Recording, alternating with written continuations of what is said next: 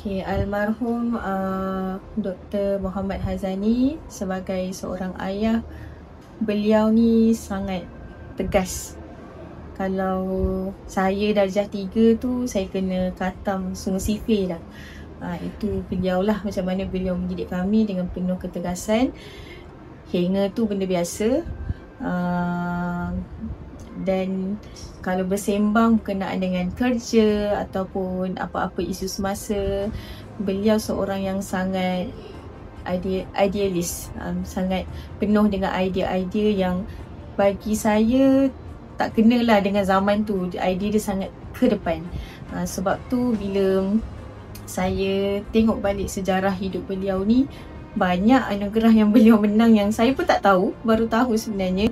Anugerah Saintis Cemerlang Negara 2005, anugerah Penyelidikan Cemerlang UPM, anugerah Fellowship, dan even anugerah-anugerah di luar negara pun beliau juga pernah terima. Contoh Special Award dekat Geneva 2005. Jadi kalau bersembang dengan beliau, satu, andai kata kita nak kemukakan idea ke apa, pastikan idea kita tu rasional, supaya boleh dijalankan. Walaupun biarlah ada banyak cabaran, beliau tak suka seorang yang apa-apa nampak masalah dulu. Tak, bagi beliau kita kena cipta peluang.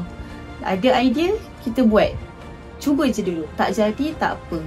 Jadi kalau katakanlah ada apa-apa program ataupun kat sekolah ni kan, kita nak ada satu idea baru, jangan tengok masalah dulu. Kita cuba je dulu. Kalau ada masalah, barulah kita cari kat mana kita nak baiki masalah tu, sehinggalah idea kita tu betul-betul terjadi dan cantik.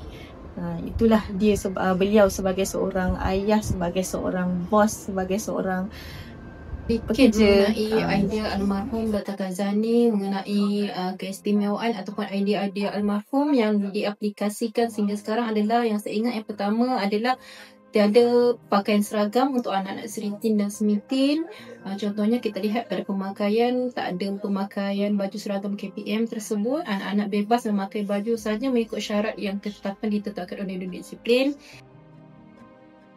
Penggunaan loker dalam kelas, idea tersebut diguna pakai sehingga sekarang. Anak-anak tidak perlu membawa buku yang berat dengan beg yang berat ke rumah. Pengamalan sistem My Habit yang kita amalkan di kelas Seritin dan Semitin. Idea almarhum juga penekanan kepada sahsia dan juga pemikiran solat di luar solat. Maksudnya bila kita dalam solat, contohnya kita khusyuk, semasa di luar solat juga kita khusyuk dan bersungguh untuk melakukan sesuatu. Istilah ataupun kemahiran bakat dan skill yang kita perlu terapkan kepada setiap murid Seritin. Selain daripada akademik dan sahsia, kita juga tekankan penekanan kepada bakat dan core curriculum.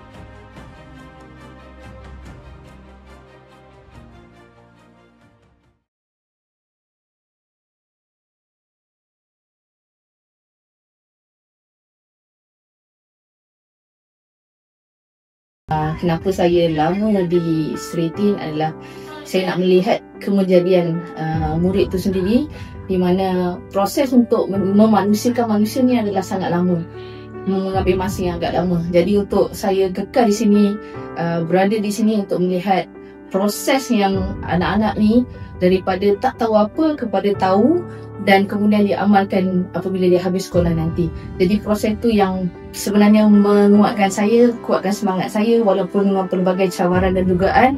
Saya rasa saya kena kuat bertahan supaya anak-anak ni berjaya di depan mata saya dengan keadaan yang sahsia terjaga, akhlak yang baik serta hebat dalam akademik. Sebenarnya apa yang buatkan saya boleh berada di sini, boleh kekal di sini selama tempoh 10 tahun tu, antaranya ialah murid-murid tu.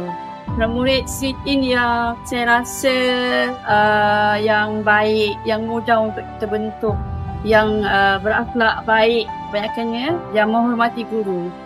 Dan saya menyaksikan beberapa murid sepanjang saya berada kat sini, beberapa orang murid yang saya kira pada awalnya kita boleh nampak lah, semua guru tahu yang dia sangat-sangat nakal, tapi bila dah sampai tahun tahun 3, 4 dan seterusnya sampai tahun 6, kita boleh nampak dia perubahan dia sangat-sangat sangat-sangat memperangsangkan. Dan akhirnya dia keluar menjadi seorang pelajar yang baik lah sebagai murid tahun 6 tu. Dia seorang murid yang baik yang kita boleh katakan murid yang cemerlang dari sisi akhlak sosial juga.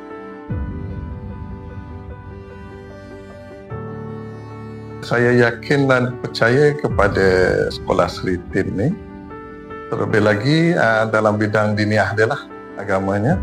Yang saya tahu memang dari dulu dan sampai sekarang konsisten dalam mendidik anak-anak ni dalam bidang agama, insyaAllah.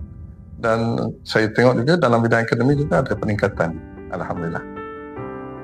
Saya rasa sangat gembira untuk dia dan untuk Sri Tin juga tahniah sebab menganjurkan banyak program, especially lepas habis periksa PSRA, program macam-macam program yang ada, yang orang kata macam masa tu tak ada kosong macam tu sajalah.